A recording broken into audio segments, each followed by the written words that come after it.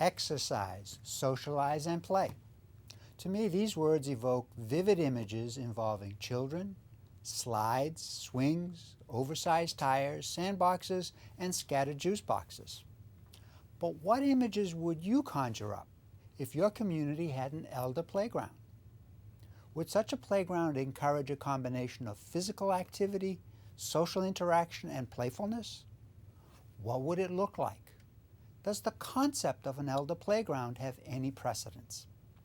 Hello, my name is Attorney Ramsey Bahrawy, and welcome to Your Money, Your Life. My guest in this segment is Michael Cohen, the founder of MustHavePlay.com. Mr. Cohen spent 21 years creating outstanding playgrounds for children both inside and outside the United States. Since 2010, Mr. Cohen has been primarily engaged in designing and building innovative playgrounds meeting the needs of elders for attractive and efficient places to exercise, socialize, and play. Michael, welcome to Your Money, Your Life. It's great to have you on the program.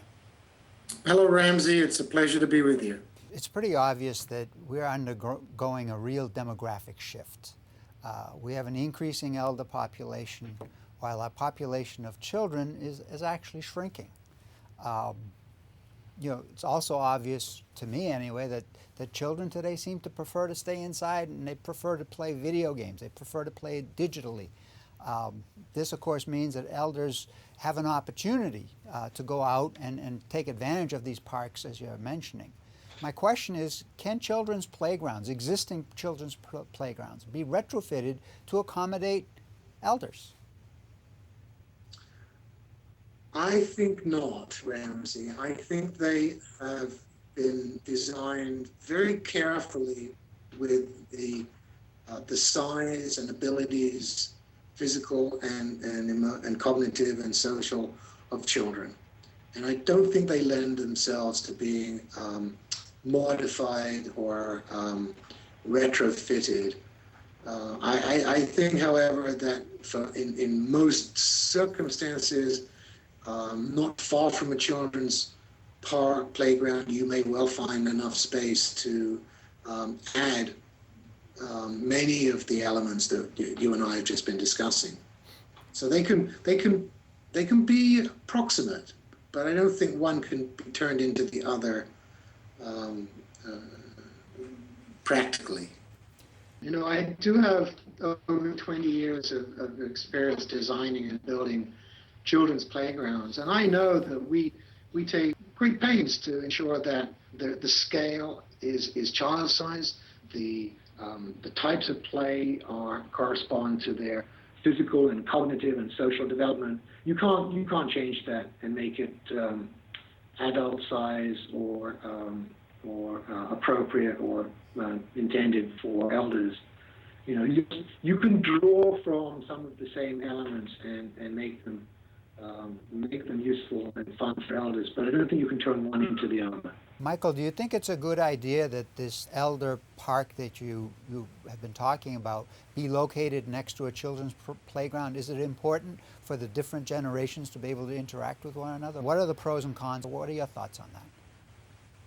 I think it's marvelous when people of different ages can interact and share.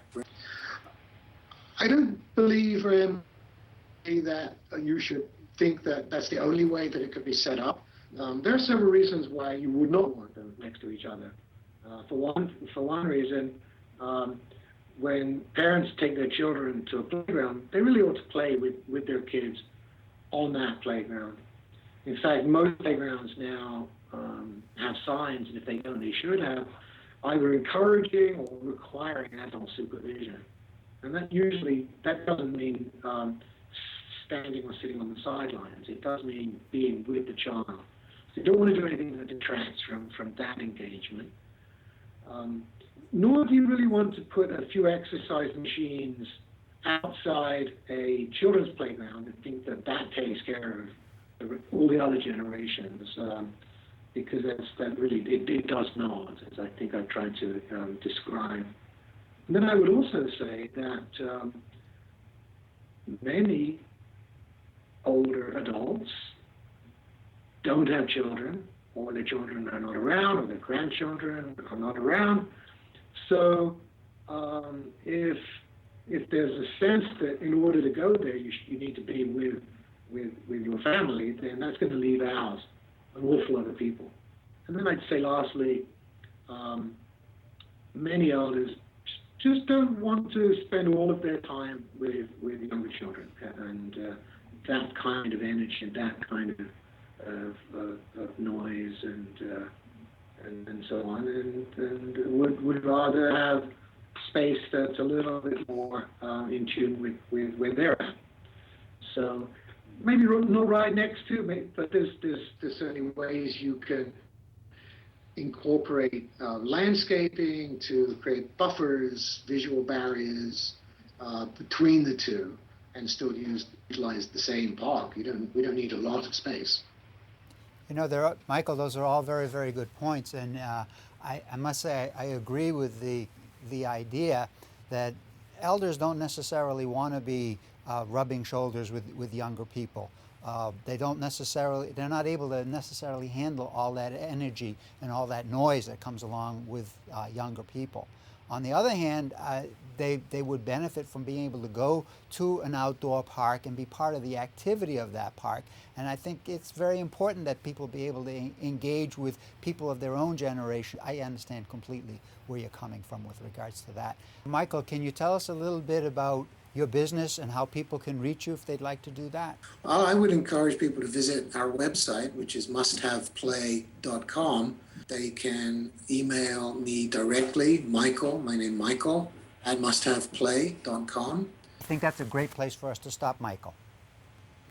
Thank you, Ramsey. It's been a pleasure. Let's face it, most of us dread going to the gym. Yet we all know that regular exercise protects from chronic disease, improves mood, and lowers the risk of injury. Although with age our bodies and capabilities change, it is still safe and important for all adults to engage in regular, low to moderate physical activity. Today we learned that Mr. Cohen's Elder Park would be designed to target therapeutic exercises such as stretching, extending range of motion, improving balance, promoting cardiovascular health, and enhancing fine motor coordination. Beyond exercise, Mr. Cohen's design would stimulate and encourage social interaction, an important characteristic in avoiding feelings of depression and isolation. The idea is to make physical activity fun, easy, social, and accessible. In so doing, Mr. Cohen's design on many levels attracts older adults to an elder playground in order to exercise, socialize, and play. The specially designed Elder Park is intended to be more lighthearted, more playful, and incorporate landscaping elements. For example, older adults could read the newspaper, listen to music, watch birds, play bocce, play backgammon, or walk along trails. Mr. Cohen's richer, more holistic approach would allow elders to have fun while enjoying fresh air and tightening those flabby abs, thighs, and triceps. What if your community built an elder playground? Would you be lured by the promise of a safe park which combines physical activity, social interaction, and playfulness? I know I would find these benefits most appealing. In my view, Mr. Cohen's design of an elder park is extremely fascinating. Want to learn more about adult playgrounds? A good place to start is by visiting Mr. Cohen's musthaveplay.com website.